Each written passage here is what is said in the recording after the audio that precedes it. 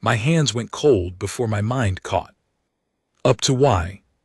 I was sitting in my ready room aboard the fleet carrier Ironville, drinking coffee that had gone bitter an hour ago, reviewing fuel reports that nobody cared about except me.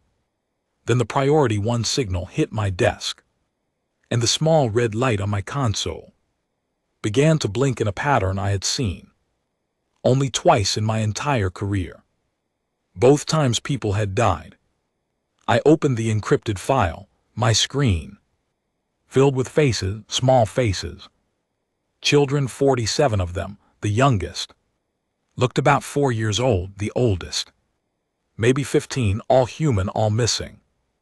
I stopped breathing for a moment. I am Admiral Harold Brooks, commander of the 7th Human Expeditionary Fleet, and I have seen many terrible things in my 53 years of life, but I had not seen this. Not like this. 3 weeks ago, a civilian colony transport called the Morning Light had vanished in a region of space we call the Vexter Reach. The Vexter Dominion, the ruling power of that region, had sent us a sorrowful message. They said the ship had been lost to a stellar storm. They said there was nothing anyone could have done. They had even sent gifts of grain and cloth as a sign of their sorrow. I had believed them. The whole coalition had believed them. Now I was looking at video footage that proved every word had been a lie. The footage had been smuggled out by a Krillian merchant named Tev, a small, gray-furred trader who had risked his life and the lives of his family to get it to us. In the video I saw the 47 children alive. I saw them locked inside small metal rooms with thick bars. I saw them being sold like cargo to rich buyers from other worlds who walked along rows of cells and pointed at the ones they wanted. I turned off the screen. I put my face in my hands. I sat like that for maybe 1 minute, maybe less. I do not remember. Then I stood up and walked to my personal terminal and began reading everything we knew about the Vexter Dominion. What I learned made me sit down again. The Vexter had been doing this for 11 years. 11. They had taken children from other species too, small species that had no fleets, no power, no voice. The Morivics had lost children. The Tilani had lost children. The Bren had lost children. None of these species had fleets strong enough to answer. None of them had been listened to when they tried to complain. Humanity simply had not been on the list. Before, we were new to this part of space. The decided we were fair game. They had decided wrong. I pressed the calm button on my desk. My voice, when it came out, sounded like someone else's voice, steady, cold. Voice I had never used before. Get me Earth Command, Prime Minister's Office, Priority 1 now.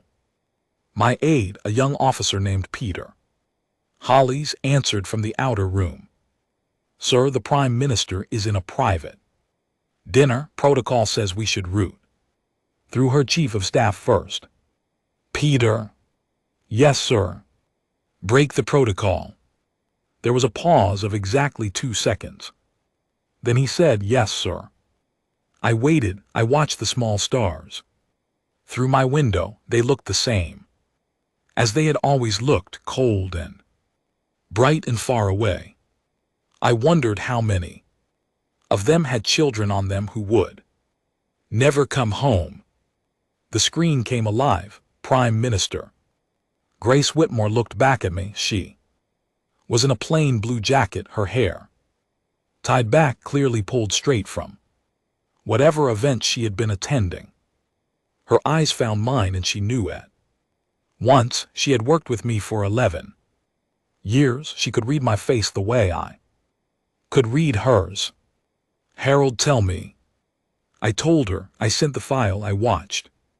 Her face as she watched it, I watched a woman who had argued for peace in 300 different hearings and debates, a woman who had spent her life believing that words could solve what weapons could not. Watch 47 children being sold.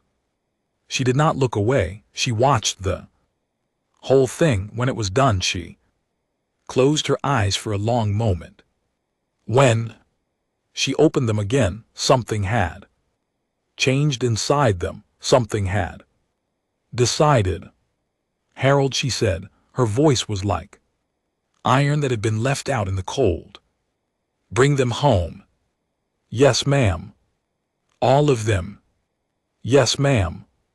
And Harold, ma'am, make sure every species in this galaxy understands clearly and without any room for doubt what happens when someone touches our children. I do not want them to misunderstand. I do not want them to forget. I want this understood the way gravity is understood. Am I clear?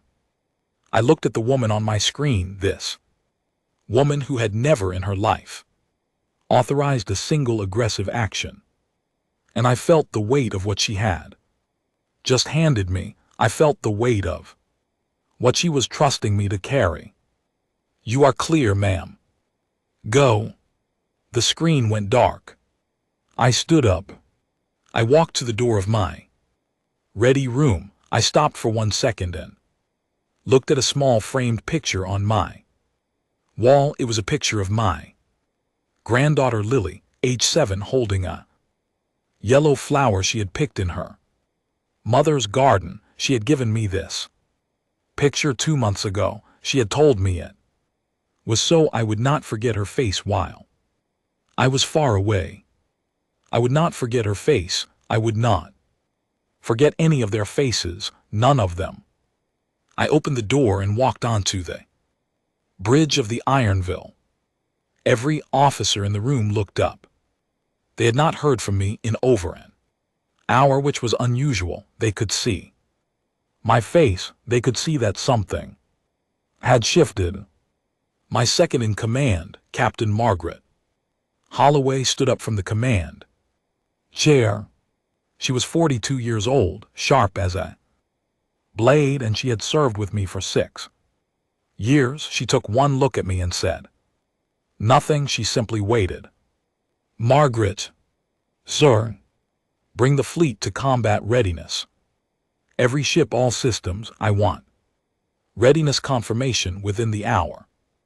The bridge went very quiet. Every officer there had heard me give orders before. None of them had ever heard me give this one. Sir, Margaret said carefully, may I ask the situation? I thought about how to say it. I thought about all the careful diplomatic words I could use, all the formal language, all the proper ways. Then I simply said the truth.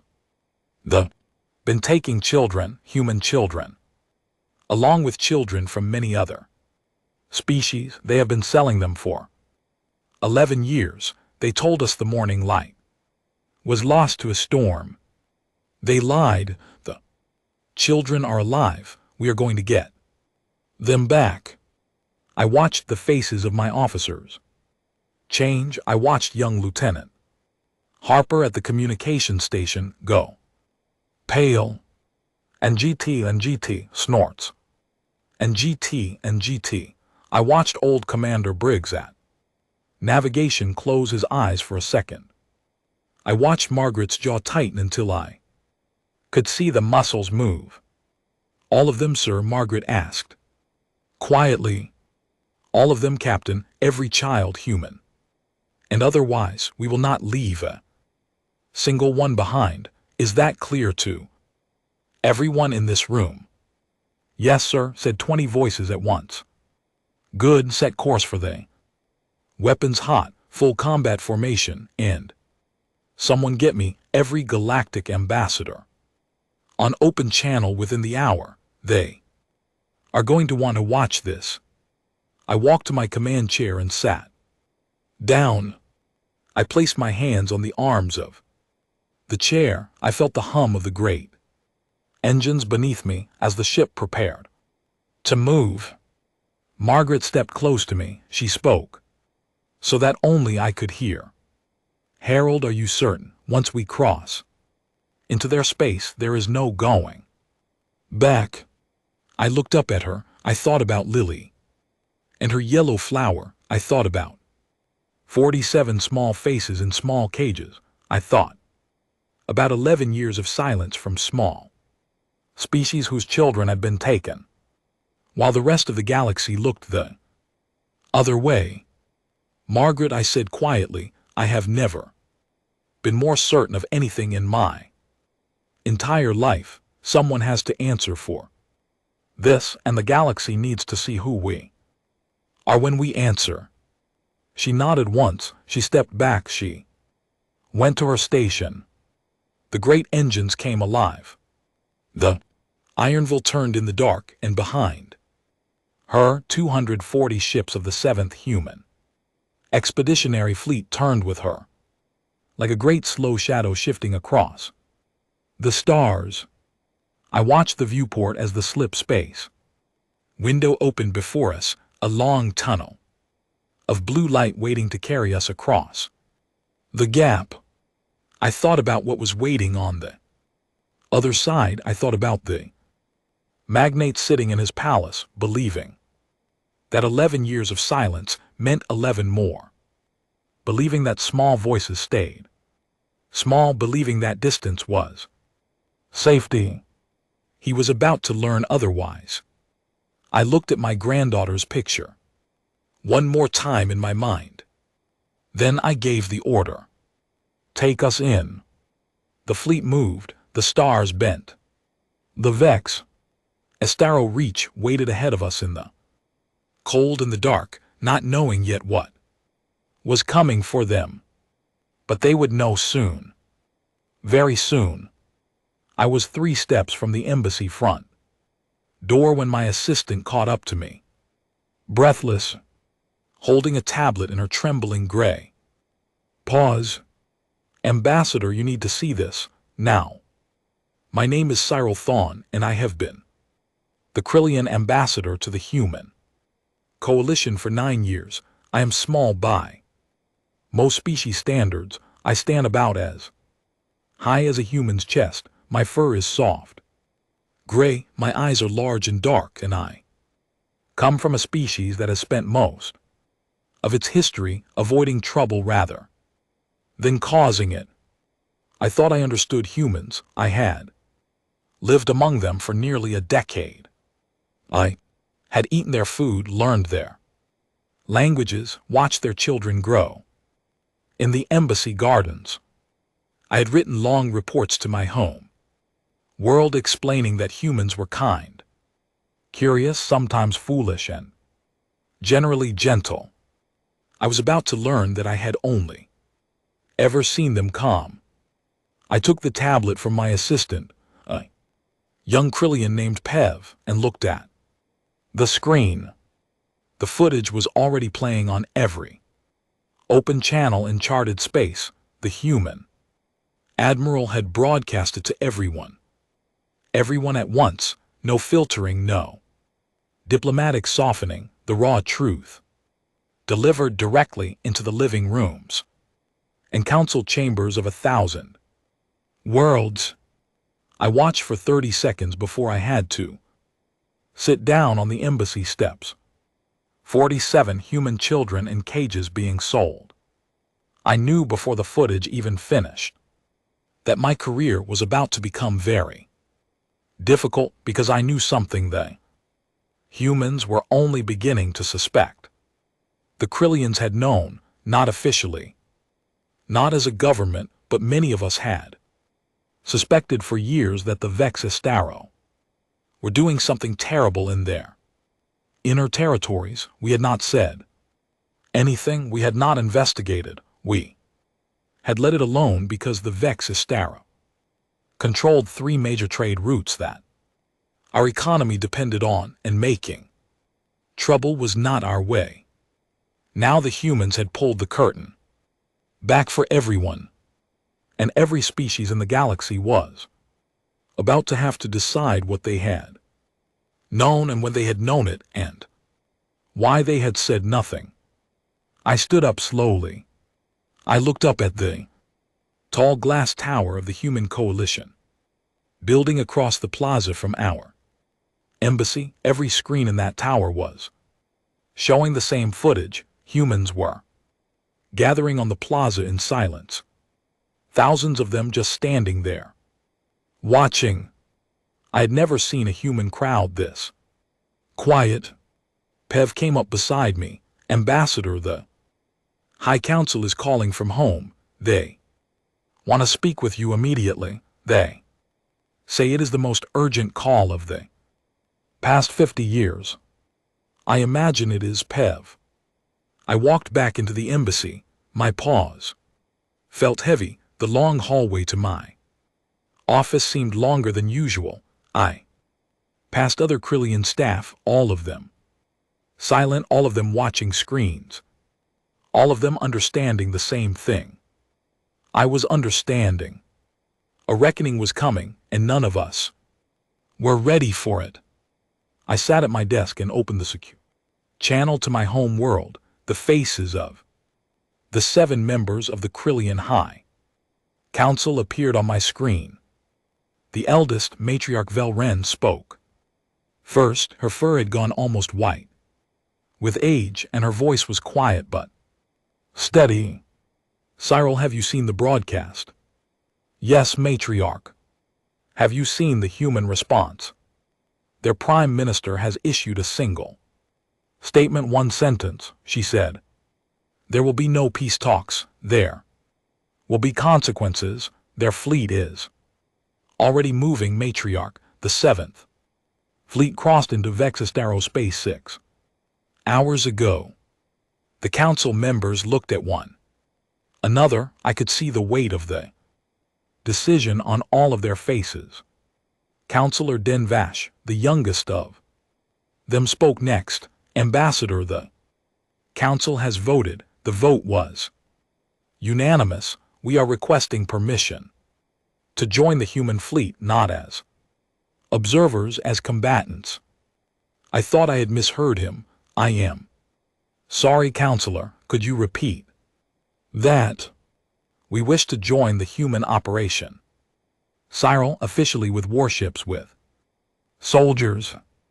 I sat very still. Krillians do not fight. We have not fought in anything larger than a local skirmish in over 200 years. We are traders. We are scholars. We do not send warships to other people's wars. Except apparently we were about to. Matriarch, I said carefully. May ask why? Matriarch Velren looked at me for a long moment. And GT, snorts. And GT. Then she said something I will remember until the day I die. Because we knew, Cyril, not officially, not in any way we could be punished for. But many of us suspected, and we did nothing because the Vexistara were too useful to us. Now the humans have shown us what we should have done 11 years ago, and they are going to do it whether we join them or not. If we do not stand beside them now, every Krillian alive will carry this shame for the rest of their days, and so will every generation that comes after us. I will not leave that to my grandchildren. Not for a trade route, not for anything. I had never heard her speak like that. I had never heard any Krillian leader speak like that. I will deliver the request, Matriarch. Do it now, Cyril. Time is short. I ended the call. I sat at my desk. I looked at the wall of my office where I had hung a gift from the human Prime Minister 7 years ago. It was a small, framed piece of paper with a short poem on it, something the humans called a haiku. The Prime Minister had written it for me herself. It read, "Two species, one sky." Learning slowly what it means To be good neighbors. I had thought it was sweet when she gave it to me, a little bit silly, a pleasant, diplomatic gesture. Now I understood that she had been telling me something all those years ago, something I had been too comfortable to hear. Being neighbors meant more than sharing borders. Being neighbors meant watching out for each other's children. Being neighbors meant noticing, caring, acting. My species had failed that test. I stood up. I put on my formal, diplomatic robe, the one I only wore for the most serious occasions. I walked across the plaza through the gathering human crowds to the human coalition building. The people in the plaza parted for me as I walked. Some of them nodded. One human woman holding a small child on her shoulder met my eyes and placed a hand over her heart. I nodded back. I had never felt the weight of another species' grief quite so clearly. Inside the tower, I asked to see the Prime Minister. I was told she was in an emergency session. I said I would wait. I did not wait long. Prime Minister Grace Whitmore came out of her meeting room within 10 minutes. She looked tired. She looked like she had not slept, but her eyes were clear and sharp, and she greeted me as a friend. Cyril, I am glad you came. Prime Minister, the Krillian High Council has sent me with a formal request. Oh, we wish to join your fleet with warships, with soldiers. We wish to stand beside you in what is coming. She went very still. She looked at me for a long moment. Then she did something I had not expected. She reached out and took my small gray paw in both of her hands. Cyril, do your people understand what they are asking? There will be a cost. There will be pain. There may be losses. They understand, Prime Minister. They understand better than I did until this morning, and they also understand that not standing beside you would cost more in the end than standing beside you ever could. She was silent for a long time. I could see her thinking through what this meant. The Krillians joining was not a small thing. Other species would be watching. Other species might follow. Finally she nodded. Then, welcome to the fleet, Ambassador. We are honored. The honor is ours, Prime Minister. I walked back to the embassy in the fading evening light. More species had begun to gather at the plaza. I saw a Moravic family, tall and pale and silver-skinned. I saw 2 Tilani elders, their long robes brushing the ground. I saw representatives of species I barely recognized, small ones, poor ones who had been ignored for years. All of them had come because of what the humans had done. All of them had come because the humans had listened when no one else had. I passed by one of the Moravics, an older female, her silver skin lined with age. She was holding a small photograph. I stopped and asked gently if I could see it. It was a child, a Moravic girl, perhaps 8 years old, with the same silver skin and wide violet eyes as the woman. Your daughter? My granddaughter, the old Moravic said. She was taken 9 years ago. We were told she was lost to a ship accident. We were told there was nothing to be done. I looked at the picture. I looked at the old woman's face. There is something to be done now, I said. She nodded. Tears filled her violet eyes. Yes, she whispered. Finally, there is. I went back to my office. I sat at my desk. I began writing the formal documents that would commit the Krillian species to the first war it had joined in 200 years. My paws did not shake. For the first time in my career, I felt that I was doing exactly what needed to be done. Somewhere out in the dark, the human fleet was approaching the Vexter Reach. Somewhere out in the dark, 47 human children and many others were waiting to be brought home. We were going to help bring them home. All of them. And the galaxy, I understood now, would never be the same again.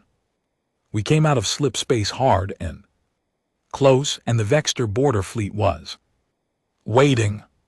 My name is Captain Aliana Pike, commander of the strike carrier Red Wing, and that was the moment I knew my life was about to be divided into everything that came before and everything that came after. 42 Vexter warships sat in a loose formation in front of us.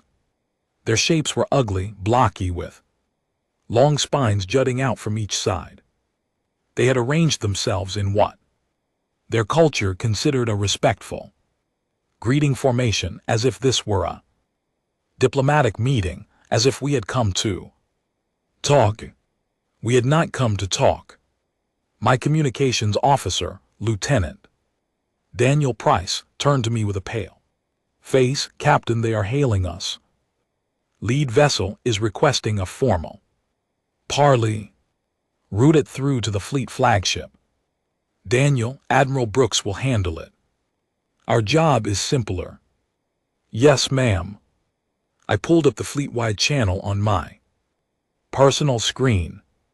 Admiral Brooks' voice came through clear and steady, the kind of voice that did not need to be loud because everyone who heard it already knew to listen.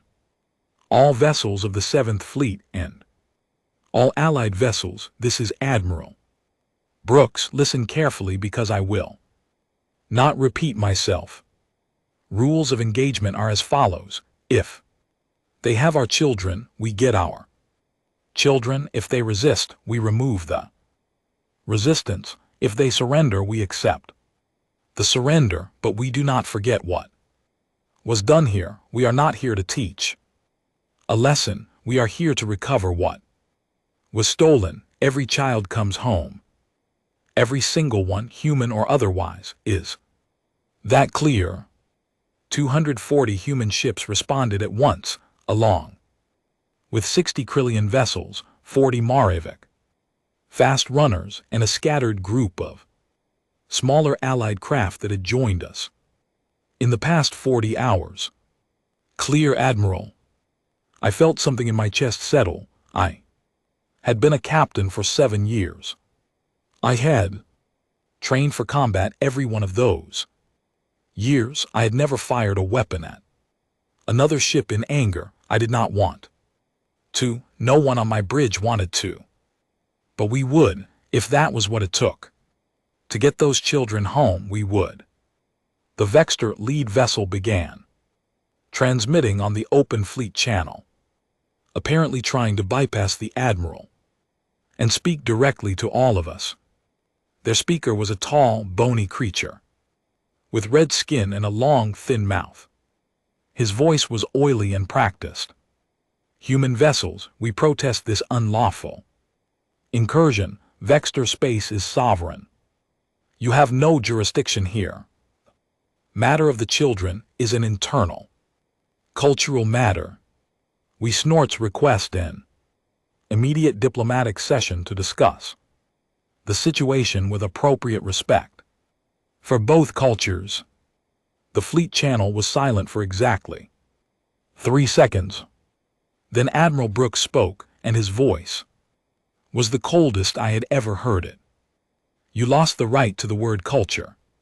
When you put children in cages, you lost the right to the word sovereign. When you used your sovereignty to sell them, you have one chance and only one.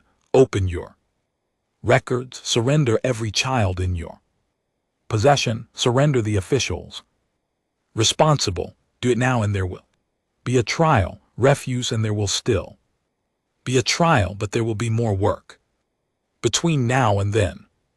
The Vexter speaker's face changed. His Practice calm cracked. For the first time, I could see real fear in his eyes. Admiral, you cannot simply invade a sovereign power, the Galactic Council. Will, the Galactic Council is watching this broadcast just like everyone else, and they are not going to stop me, do you? Know why? Because they know what is right and what is wrong, and so does every decent species in this galaxy. You have 30 seconds. The Vexter speaker began talking. Faster, pleading, threatening, citing laws and treaties and old agreements. 30 seconds passed. The Admiral did not speak again. He simply gave the order through the fleet channel. All weapons target the enemy command. Vessel only, disable, do not destroy. Fire. The sky in front of us lit up. 100 precision beams crossed the space between our fleet and theirs. They struck the Vexter flagship across it. Weapons and engines, not the bridge, not the crew sections, just the parts that could hurt us or run away from us. The flagship went dark, its weapons arrays fell silent, its engines cooled. It drifted, still whole, still full of living Vexter, unable to fight or flee. The other 41 Vexter warships saw what we had done. They saw the precision. They saw the restraint. They saw that we had chosen to disable rather than destroy. And they ran. 38 of them turned and fled back toward their home systems. 3 snorts held their positions frozen, their captains apparently unable to decide what to do. Admiral Brooks spoke again on the fleet channel. Let the runners run. They are carrying word of what we are, and they will do our work for us. Disable the 3 that stayed. Boarding parties. Prepare for infiltration. We know where the auction stations are. We know where the children are. Move. My ship, the Red Wing, had been assigned to the 3rd auction station. We had studied the layout for 11 days. Every officer on my bridge had memorized the face of every human child we were coming to collect. We had their names, their ages, their hometowns. We had the names of their parents. We had the songs their parents had sung to them. We had practiced until we could walk the station with our eyes closed. I stood up from my command chair. Marines to the boarding shuttles. Pilots to stations. Lieutenant Price, you have the bridge. Aye, ma'am. I went down to the Marine deck myself. I was not going to lead this boarding from the bridge. I was going to go in with them. I had told my Marines I would, and I keep my word. The Marine commander, Major Vincent Hale, was already suited up. He nodded at me as I put on my own armor. He was a quiet man, broad-shouldered with kind eyes behind a hard face. He had 2 daughters of his own back on Earth. Ready, Captain. Ready, Major. Let us go get them. The shuttles dropped from the Red Wing and crossed the gap to the Vexter auction station. The station was a large, ugly ring spinning slowly in orbit around a small gray moon. Vexter defenders tried to lock their doors. They did not know that we had the station's internal codes, thanks to the Krillian merchant Tev, who had risked everything to provide them. We came through the doors fast and quiet. The Vexter guards dropped their weapons almost at once. They had been expecting slave buyers, not trained Marines. They surrendered. We cuffed them and moved on. We did not harm the ones who surrendered. Admiral Brooks' orders had been clear on this, and we followed them. We went through the station level by level. We found the main holding area on the 4th level. Major Hale opened the first door. I will not describe what I saw inside. I will only say that I saw children, and they were alive, and many of them were frightened, and some of them had forgotten how to trust anyone who came through a door. A small girl about 6 years old was hiding under a grate in the corner. I could see her dark eyes watching me through the slats.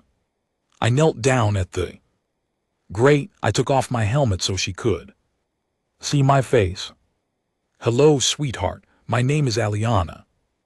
What is your name?" She did not answer. Her eyes were huge. "I came a long way to find you. Your mother is waiting for you. Her name is Claire. She asked me to come get you. Can I help you come out?" The girl stared at me for a long time. Then she whispered, "Amara. Amara, that is a beautiful name. Your mother told me your favorite color is yellow. She told me you have a stuffed rabbit named Mr. Hops at home. She told me you have been so brave, and you have. Amara, you have been so brave, but you do not have to be brave anymore. It is my turn to be brave for you now." She reached up through the grate. Her small hand was thin and cold. I took her hand. I lifted the grate. I lifted her out. I held her against my chest, and I did not put her down. I walked her through the whole station. Like that, past the freed children being gathered by my Vexter guards, past the surrendered Vexter guards, all the way back to the shuttle. I did not put her down until I had handed her directly to a medic I knew was a mother herself, a woman named Patricia Holt, who had promised me she would not leave any child alone. We recovered all 39 human children who had been held on that station. We also recovered 112 children of other species. Moravik children, Talani children, small species whose names the galaxy had never bothered to learn. We took every single one of them, not just the humans, every child. We had not come this far to leave the others behind. The Vexter station commander, a snorts, tall red-skinned officer with dozens of medals on his uniform, tried to surrender directly to me as we were preparing to leave. He held out his weapon, handle first, and began a speech about honor and the rules of civilized combat. I looked at him for a long moment. I thought about a lot of things. I thought about Amara, who would not speak, who had hidden under a grate. I thought about my own young niece, who was about the same age. I thought about what this man had done. And then I thought about what Admiral Brooks had said. We are not here to teach a lesson. We are here to recover what was stolen. I took the commander's weapon. I had my Marines put him in cuffs. I did not harm him. I wanted the galaxy to see what a fair trial looked like. I wanted the galaxy to see that we did the things they would not expect us to do. You will face a trial, I told him, a real one, with witnesses, with evidence, with a judge. That is more than you gave any of these children, but it is what we do. He stared at me. I do not know if he understood. I do not know if it mattered. We loaded every child onto the shuttles. We loaded every prisoner. We pulled away from the station and brought them home to the Red Wing, where warm blankets and hot food and medical teams were waiting. I found the communications room and opened a channel to the parents who had been waiting on the far side of the galaxy for 3 weeks, not knowing if their children were alive or dead. I looked into the camera. This is Captain Aliana Pike of the strike carrier Red Wing. We have recovered 39 human children from Vexter Auction Station 3. We have also recovered 112 children of Other species, all are alive, all are safe, all are coming home. To the parents watching this, I want you to hear me say these words. We got them.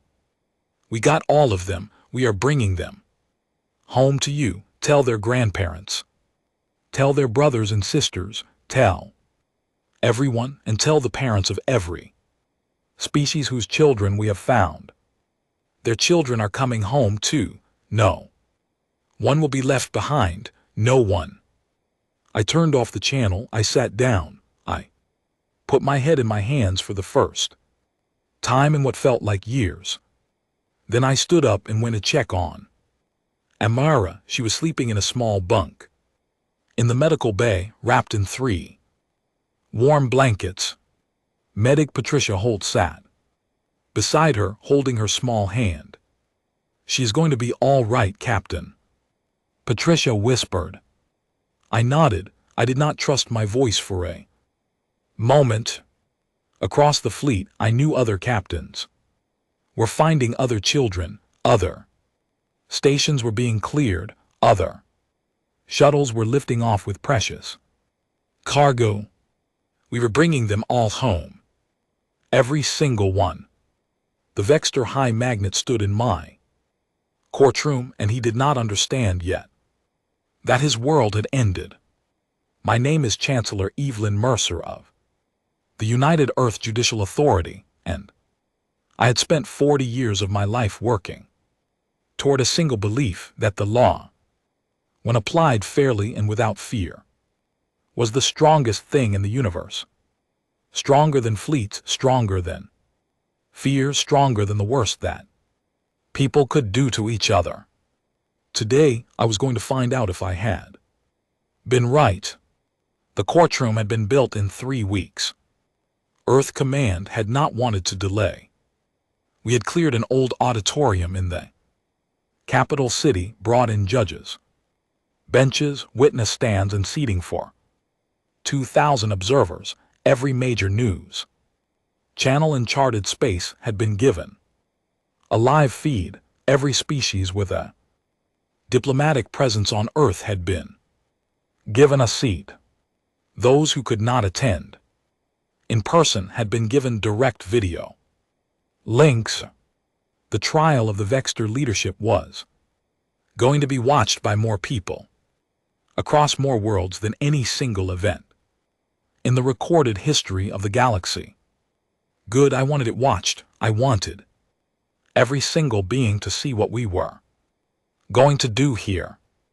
The High Magnet, whose name was Rex Varen Call, was led in by 4 human marshals. He was tall even for a Vexter. His red skin had gone pale, but his eyes were still proud. He still believed he was going to walk out of this. He still believed that his rank, his position, his cultural claims would protect him. He had been raised his entire life to believe this. I understood it would take time for him to understand the new world. The marshals seated him in the defendant's chair. I sat at the high bench in a simple black robe with the golden emblem of the coalition behind me. The courtroom fell silent. This court is now in session, I said. The case before us is the people of Earth, the people of Krylia, the people of Morivik, the people of Talani, and the people of 15 other allied species, against the Vexter ruling council on charges of the taking and selling of children across a span of 11 years. Defendant, please rise. Rex Varen Call stood. He straightened his spine. He lifted his chin. How do you answer these charges? I do not recognize this court, he said. His voice was flat and proud. Vexter Dominion is a sovereign power. You have no legal authority over its officers. I demand immediate release and transport to neutral territory for a proper diplomatic resolution. I had expected exactly this. I had prepared for it. Noted, the court will now present its authority. I will explain it once slowly, and then we will proceed. I picked up the document in front of me. The United Earth Judicial Authority does not on its own claim authority over the Vexter. You are correct in that we would have no right to try you alone. However, over the past 60 days, 37 species have signed a joint declaration, formally establishing a coalition court for the purpose of this trial. These species represent every culture whose children were taken, plus those who wish to stand in support. The declaration was ratified by the governing bodies of each signatory species, including those that had never signed a joint legal instrument before. The coalition court has claimed jurisdiction over you based on the widely accepted principle recognized in some form in every major legal tradition. In charted space, that crimes against children cross all borders. Your own Vexter legal tradition recognizes this principle in fact, though it limits it to Vexter children. We have simply extended it to the children of every species. The coalition court has therefore asked me to preside. I have accepted. This is not a human court today. This is the court the galaxy should have built decades ago. We simply got tired of waiting. Your objection is overruled. The trial will proceed. You may be seated. Rex Varenkal stared at me. His face had gone from proud to confused. He sat down slowly. I turned to the prosecution. You may present your opening evidence. The lead prosecutor was a woman named Anna Blake, young, sharp, with dark hair tied back. In a steady voice, she rose and began presenting the case. The evidence came in waves. First, the Vexter's own records recovered from the auction stations, buyer list, sale prices, shipping manifest, dates going back 11 years, 4,216. Children across 19 species bought and sold through the Vexter network. Every name was read aloud, every single one. This took 2 full days. I did not rush it. I wanted every name spoken. I wanted every name entered into the record. I wanted the families watching from 100 worlds to hear their child's name spoken in a place of justice. Perhaps for the first time, the High Magnate's face changed as the names were read. He had not expected this. He had expected quick summaries, numbers. He had not expected every single child to be given a voice, one at a time, hour after hour. On the 3rd day, I called witnesses. The first witness was a Moravic's mother, named Liravel. She was the woman Ambassador Cyril had met in the plaza, the one with the photograph of her granddaughter. Her silver skin was lined with age and grief, but she walked to the witness, stand on her own with her head high. Tell the court, please, about your granddaughter. Her name was Mila. She was 8 years old. When she was taken, she loved to sing. She had a small voice, but a true one. Her mother said she could hear Mila singing from 3 rooms away when she was happy. She was on a school trip. The transport was stopped by a Vexderal patrol. We were told there had been an accident. We were told there were no bodies to recover. We held a memorial without a body. We held it twice because the first time none of us could finish speaking. I did not sing for 9 years after that. I do not know if I will ever sing again. But I came here today from very far away because I wanted to say her name in a place where it would be written down. Mila Milavel, that was my granddaughter's name. She was a real person. She was loved. She mattered. Please write it down. I wrote it down myself. I wrote it on the official record by hand in ink. It is written, Liravel, thank you. She bowed her head and returned to her. Zeta. The vexed Darrell defense attorney stood up. At that point, he was a thin, nervous, vexed Darrell, clearly terrified of his own client. Your Honor, we object to non-human witnesses. They have no standing in a human judicial system. I looked at him. I let the silence stretch for 5 long seconds. Counselor, I have already explained the coalition court's authority. I explained it in clear language. I explained it slowly. If you were not listening, that is your concern, not mine. Every species whose children were taken has standing in this court. Now sit down. You will not interrupt a witness again.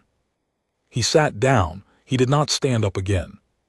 For the rest of the trial, we called witnesses for 4 more days. Parents, siblings, grandparents, teachers who had taught the children before they were taken, a Tilani father who had stopped saying his daughter's name out loud for 6 years because the grief was too heavy. He said her name in my courtroom. He said it 3 times. Lena, Lena, Lena. Then he sat down and wept, and no one in the room made a sound. After the witnesses, we called the recovered children themselves, only the ones who wished to speak, only the older ones. We did not force anyone. Several of them asked to come. A Marivik's boy, 14 years old, who had been held for 6 years, spoke about what he remembered. Human girl, 12 years old, spoke about what she had seen at the station. They spoke with courage that I will remember for the rest of my life. When all the testimony was complete, I turned to Rex Varon Call.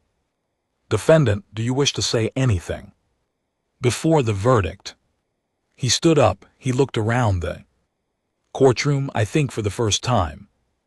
He understood where he was. He understood that the galaxy was watching. He understood that every defense he had prepared, every excuse, every claim of sovereignty had become nothing in the light of the names that had been spoken in this room.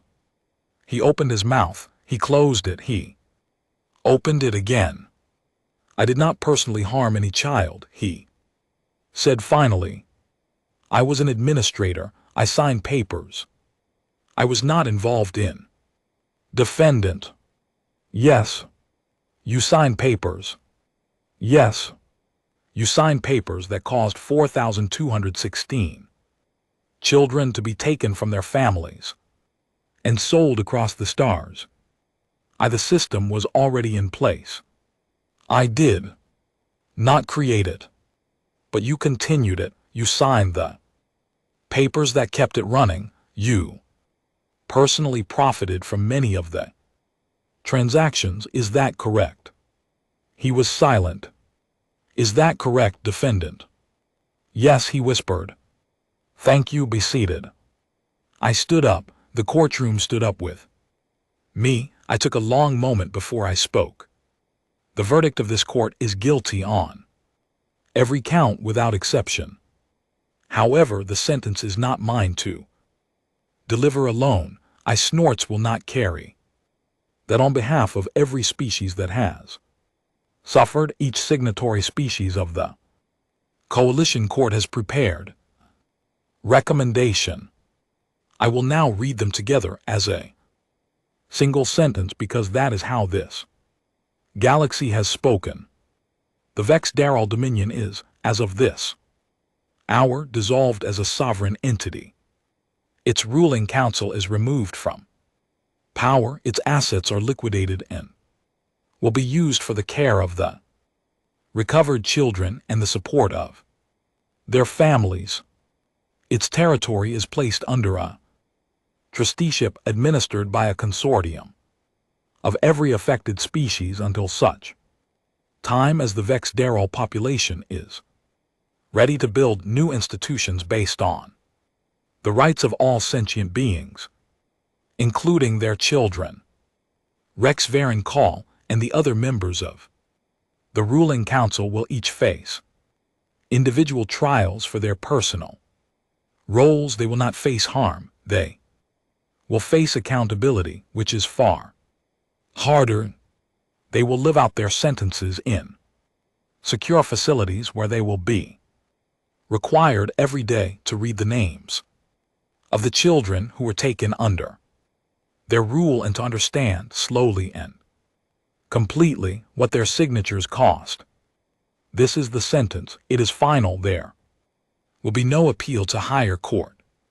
Because there is no higher court, the galaxy itself has spoken. Rex Varen Call stared at me in silence. This is an act of war, he said at last.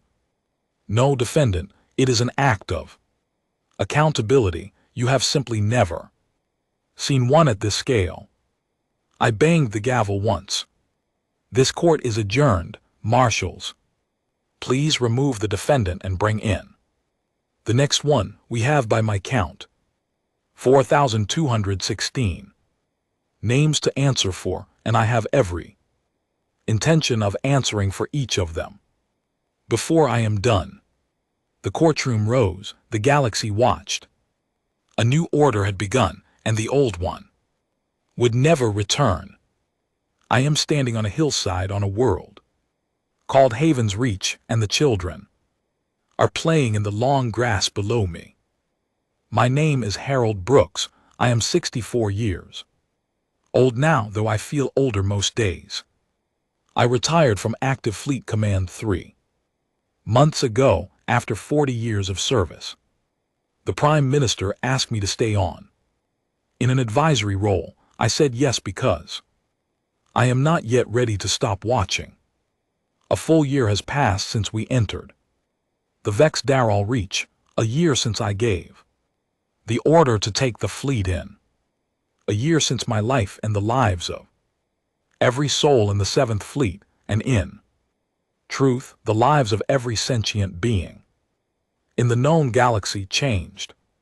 I have come to Haven's Reach for the opening ceremony of its first school.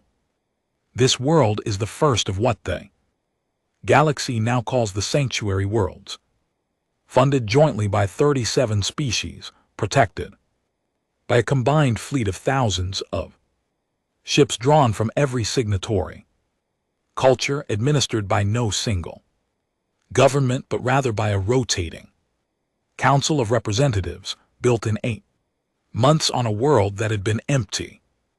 Forest and clear rivers and open skies. The children playing in the grass below me are some of the ones we recovered.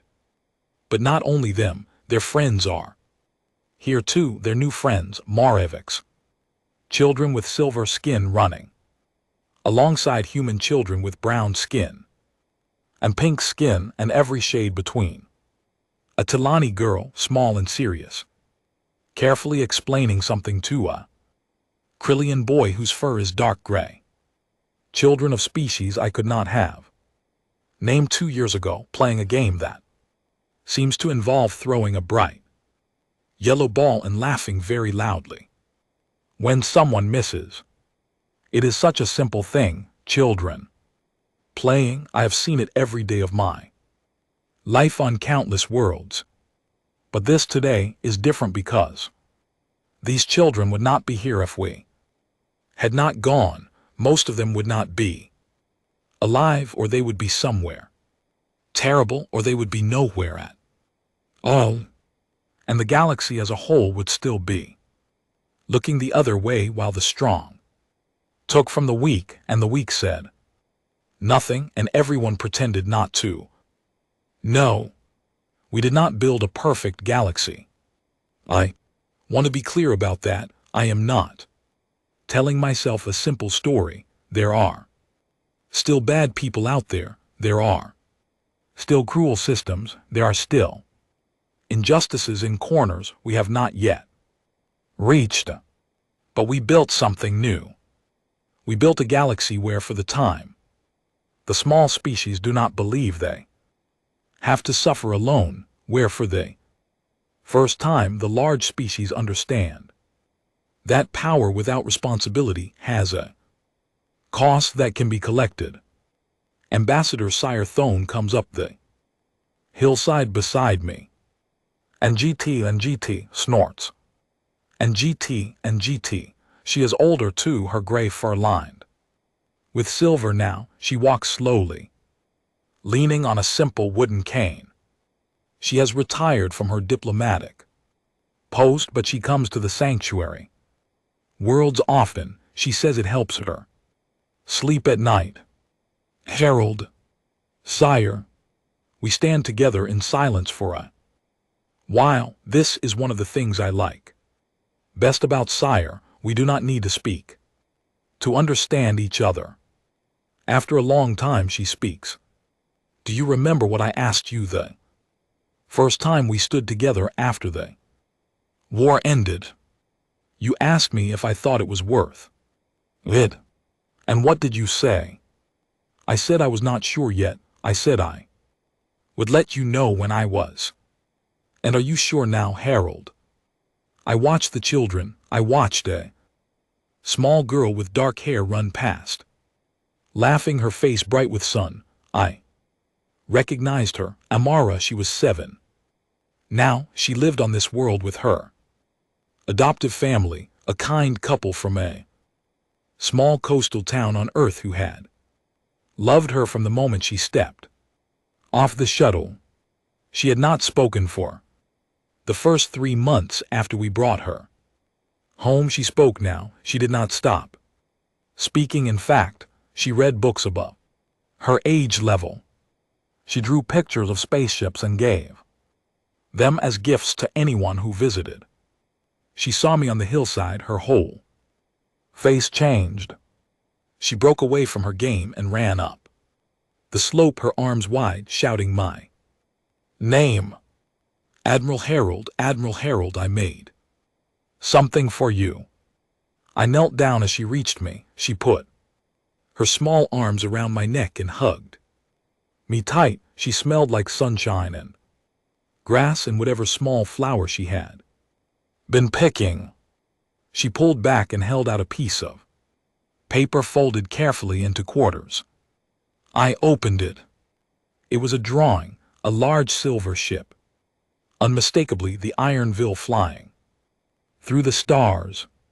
Below the ship, on a green and blue world, stood a crowd of small stick figures of many different shapes and colors. They were all holding hands. Above them, in large, careful letters, she had written, "Thank you for coming to get me. Thank you for getting the others too."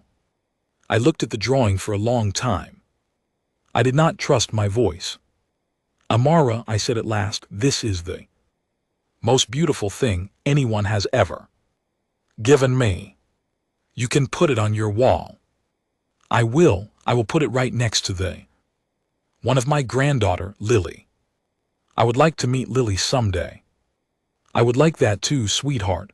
I will bring her next time. She hugged me again, then she ran off to rejoin her friends. I watched her go. My hand was shaking slightly when I folded the drawing. Sire was watching me, her dark eyes soft. "Harold." "Yes." "You have not answered my question." I stood up slowly, my knees creaked. I looked out over the fields, the playing children, the distant towers of the new school, the soft blue sky of this quiet world we had built from nothing in 8 months because 37 species had decided together that it needed to exist. Yes, sire, it was worth it, every cost, every hard night, every loss, every hard decision. And do you want to know how I know? Please. Somewhere out there right now, somewhere in the dark parts of the galaxy we have not yet reached, there is a person thinking about harming a child, maybe for profit, maybe for cruelty, maybe for some terrible reason of their own. And that person, sire, that person is afraid. They are afraid in a way that no Such person would have been afraid too. Years ago, they are afraid because they remember what happened to the Vexterral. They are afraid because they know that any species in this galaxy, no matter how small, can now call out for help and be heard. They are afraid because they have learned that the cost of touching a child is no longer small. Maybe that fear stops them, maybe it stops them for one day, maybe it stops them for a year, maybe it stops them forever, I do not know. But somewhere right now, a child is not being harmed because of what we did. We will never meet that child, we will never know their name, they will never know ours, but they will grow up, they will laugh, they will eat dinner with their family. They will look up at the stars and never know that the stars looked out for them once for a moment. Year ago on a hillside on a world called Haven's Reach, while an old admiral and an old ambassador stood and talked. Sire was quiet for a long moment, then she nodded. That is worth every cost, Harold. Yes, my friend, it is. We stood together until the sun began to set. The children were called in for dinner. Amara waved to me from across the field. I waved back. The first stars of Haven's Reach appeared in the deepening sky. A year ago, I had given an order and 240 ships had turned toward a darkness no one else was willing to enter. A year ago, a prime minister had told me to make sure the galaxy understood, without any room for doubt, what happens when someone touches our children. A year ago, a Krillian ambassador had walked across a plaza and spoken words her species had not spoken in 200 years. A year ago, a captain named Alina had lifted a small girl out from under a grate and had not put her down until she was safe. A year ago, a chancellor named Evelyn had stood in a courtroom and said the words the galaxy had been waiting generations to hear. None of us had done it alone, none of us could have. But together, we had done something that would echo in this galaxy for 1,000 years. We had shown that goodness was not weakness, that patience was not consent, that the quiet kindness of a decent species, when finally roused by something truly unforgivable, could move mountains and remake the order of 1,000 worlds. We had shown the galaxy who we were. And we had not done it with anger or with pride. We had done it with 47 children. And every child we found after them, held carefully and carried home. I turned to walk back down the hillside. Sire walked beside me, her cane tapping softly on the stones.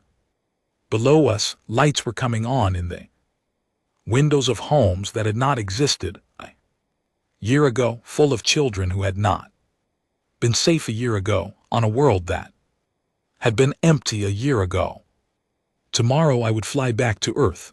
I would file my report. I would visit my granddaughter Lily, and I would bring her the drawing Amara had made because Lily had been asking to see it. I would eat dinner with my family. I would sleep well. I would wake up and I would continue to do the work, small as it now was, of an old man who had been asked to watch over something new. But tonight on this hillside, under these new stars, I allowed myself one moment of something I rarely allowed. I allowed myself to be proud. Proud of my species who had chosen action when silence would have been easier. Proud of the 37 species who had stood beside us, many of whom had never stood beside anyone before. Proud of the children who had been brave in ways no child should ever have to be brave, and who were learning, one sunny afternoon at a time, how to be children. Again, proud most of all of a small girl named Amara who had drawn a picture of a ship protecting a world and who had written the words, "Thank you for coming to get me. Thank you for getting the others too." Those words I think will be on my gravestone one day, not my rank, not my medals, not the battles, just those words from a 7-year-old girl on a hillside at the end of a year that changed the galaxy. Thank you for coming to get me. Thank you for getting the others too. The stars came out, the children laughed. In the distance, and somewhere out in the dark, I knew a person who had thought about harming a child, had just decided, quietly and without knowing why, not to. That was enough, that was everything. That was why we had gone. And that was why, if the galaxy ever needed it again, we would go again. Every single time. Until every child on every world was safe. No matter how long it took. No matter what it cost. We were humanity, and we had finally learned what that meant. The end.